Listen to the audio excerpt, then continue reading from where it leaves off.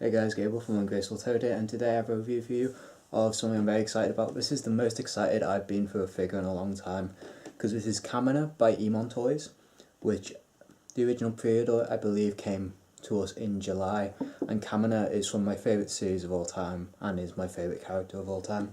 So, as it says up here, it's a 1/8 scale of the man himself.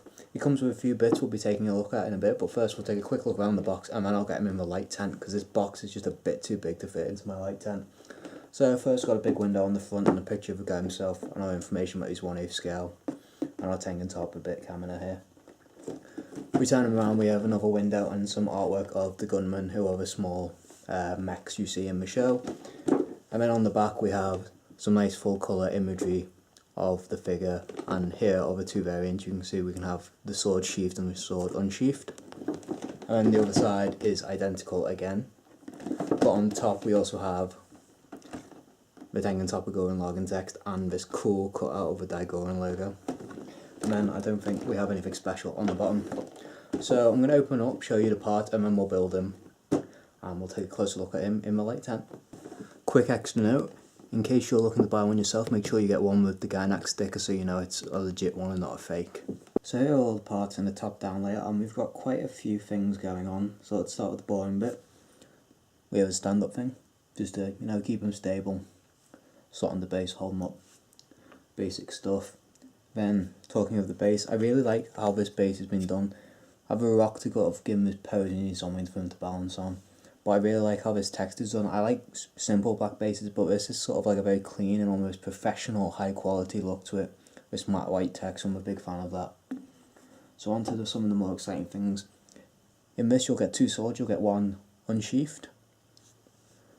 Take a closer look at that. Got this nice purple handle to it. It's insanely long, which of course is an inside joke from the show. And we have a sheathed version, which again we can see the purple used again on each end of the hilt and the scabbard. Nice gold metallic work done there on both. Then we received two pair of his signature glasses, and the difference is very minimal between the two, but it seems to me that this pair is slightly deeper and less wide. But I'll put them on his face and then maybe I can tell the difference more clearly. And obviously this is more exciting, but this is really heavy. This feels high quality to me. So this is his cape from the front. We've got a nice gold roping here to keep it on. And then we turn it around for, of course, the signature Gurren logo, which is painted on very well. Sort of slightly raised. It's very well done. And we have the shading up here on the cloak coming up from his orange into his deep red. I think it's quite well done. Obviously I'm a big fan of capes, as you'll know by now. I love myself some Naruto Hokage capes.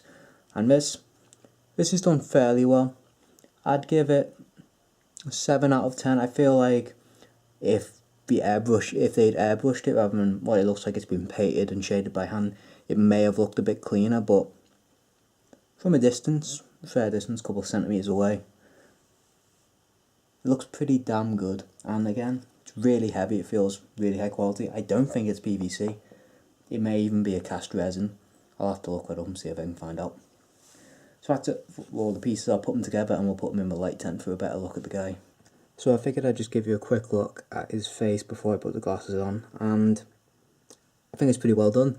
I think it's got the great sort of signature Kamina smirk with the raised eyebrow. The eyes are transfers, but they're pretty good. You've got some lighting shown in the stickers, and yeah, I'm fairly happy. I have already put on the glasses in just to see how it goes on, and it's actually held really well. If you look at the hair there, just about see it around the cloak, this area here holds the glasses on tight. You thread it through, it sits on the nose and is held on the edge there. So I'm going to put on the pairs of glasses in, and then we'll take a look at them. I'll put the sword in, and we'll just take an overall look of how he looks. So this is what I believe is the wider of the two pairs of glasses. I think so. It sits slightly deeper further down his face, but it's not as wide, so now I'll go get the other pair and we'll take a look at that. So here's the other pair, which is slightly thinner and slightly longer, and honestly I can't decide which pair I think I'm going to keep them with. So here's your first option as far as sword is concerned. It's the metallic unsheathed version. And taking a quick look at that side, you can see Metallic paint, done fairly cleanly. There's a tiny bit of shading differentiating between the top and bottom layer, but it's not hugely noticeable. But it's pretty damn well done, and on both, the gold of scabbard here and the purple with the black diamonds is done incredibly cleanly. There's no real overlap anywhere, and there's nice detailing where you can see sort of the thread is wrapped around, so that's really nice. I think I prefer the version in scabbard because it's a bit more accurate to him in the show. He carried his sword on in the scabbard, and obviously there's a joke where he's pulling it out of the scabbard and it just keeps going and going.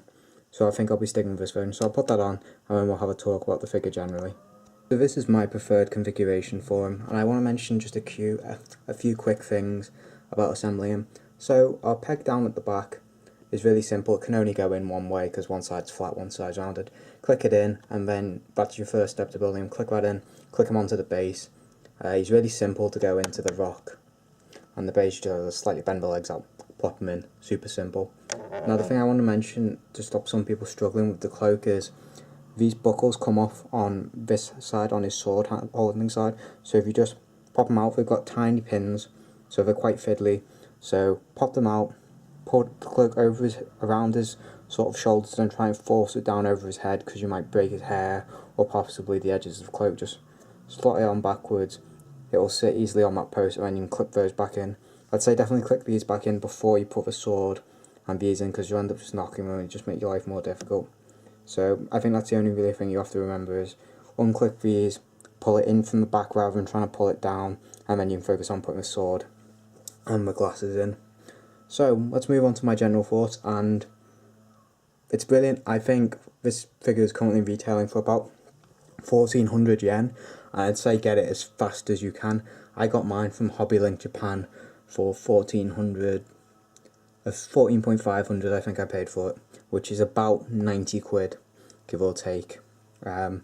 So if I've learned anything from Gurren Lagann figures in the past, it's that they will skyrocket in value. There is only really one other Kamina figure, and I've seen it go for ridiculous prices, like up of £1,000, and it's not even that nice of a figure.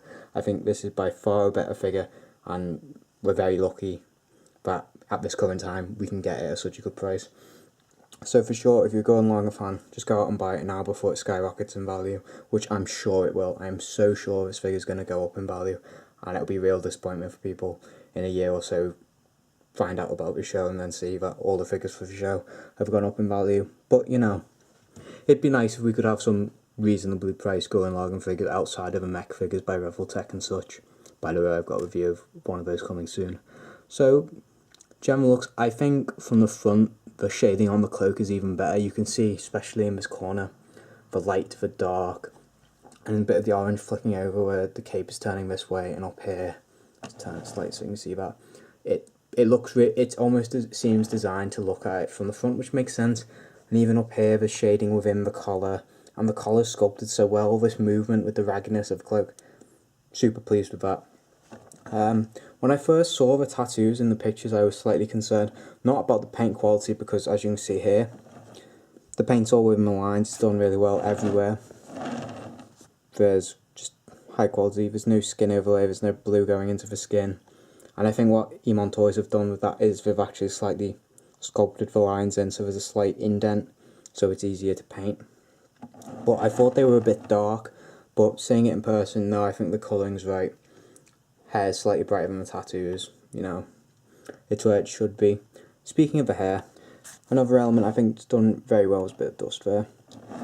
It's a bit flat, but there is some sort of basic shading going on, and we also have the sort of classic, I call it the lightning bolt shading. By that I mean these little lines here that are done with the white. It's very true to the show, the way they've done it, because obviously Gurren Lagann, it's not known for its spectacular budget or anything, or its amazing animation, at least until the later episodes where the animation does go kind of amazing. But it's a generally good looking show, but I like how they've done that. They've kind of kept it very Gurren Lagann. So, sort of moving away from the paint, because I think one thing we can say for sure about this, and about Emontoys generally, is their high quality range is high quality. There's no overlap anywhere. Even here, those tiny buckles are all done, and the white on the belt is clean. There's no silver overlay whatsoever. So it's fair to say paintwork's done incredibly well. So let's talk about the sculpt. Obviously the sculpt that everyone wants for Kamina is the piercing the heavens, sort of reaching up into the sky thing. But that's already taken by, I believe it's Sega's version, which is the other version, which costs a ridiculous amount of money. So this pose, I think, is the second best pose you'll get for Kamina, and it's done really well. I'm not really one for having stuff on the base unless it's done sort of like really diorama-esque and there's a lot going on. But the rock allows you to have this sort of victorious, manly pose, standing up, sword, so iconic to the character, the glasses, the cape. It's all there. Everything about this character is pulled in together. The sculpt on the body is done really well. He's not overly muscular, but he is muscular considering his age. As a sort of young man, he's looking quite chiseled, quite defined. He is a symbol of masculineness, which is what he's there for in the show, is to get Simon or Simone's sort of, his role model is really taken from Kamina, which is why he's seen as such a man, one of the most manly characters in anime, which is probably one of the reasons so many people like him. So that, the sculpt, talking about the belt, sculpt on the belt, done great, the knots done well. Here, the shading, obviously, talking about paintwork again, is done really well to make the bandages look a bit aged. With all the overlap, it's all done sort of like it's real. Everything on this looks like it's done for real. The only thing that you might question, oh, maybe that's not too realistic, is how the pants is done, but how it looks in the show. Obviously, it's very neat, there's no real folds in it. But true to the character, there is some folding up here on the trousers. But yeah, really embraces the character, and everything is absolutely on point. Let's take a quick look at those sandals, because there's some nice shading work done. Let's see, even on these fine little details, just everything. It's got all this work put into it. Again, clean paintwork here. Just absolutely brilliant. There is nothing I can complain about on this figure. Maybe, as I said, maybe we could have airbrushed the back, get us a bit of a cleaner look, but that's it, and that's like really nitpicking for something to criticise about this. Look at that, the way the movement's conveyed specifically here, where it flips over to the front so you can see the shading. Just absolutely brilliant. So I'm going to do some size comparisons now, and then I give you my overall thoughts, but I think it's quite clear what those are as of now. From the bottom of the base to actually the top of the sword is the highest point here, in the back is just above his head. It's about 10 inches, which is 25.5 centimeters tall. Our deepest point is again from the front of the base to the back of the sword, which is roughly 9 inches, which is 23 centimeters. And our widest point is probably from the edge of the cape to the other edge of the cape, which is pretty much blob on 20 centimeters, which is about 8 inches. Here he is on a delve shelf by himself. As you can see, for 1/8 figure he fills it pretty well. And here he is next to 1/6 Jotaro Kujo. Here he is next to 1/8 Jotaro Kujo. And obviously here you have to question where these two companies deciding on 1/8 from, because very clearly this is significantly bigger than a 1/8, and Jotaro was far taller, I think, than Kamina was. Kamina was probably sort of near 6 foot, which is obviously very large for anime characters, because generally they're below 5 foot, but we know Jotaro was 6'5", I believe. I'll have to double check myself there, but obviously there's something going on here with the idea of 1/8 scale. So rounding up, is there really anything else to say other than this figure's amazing, and at 1400 yen you should be buying it, no questions. I'm absolutely in love, and I'm so glad to finally add a Kamina figure to my collection. So thank you guys for watching, and I'll see you in the next one.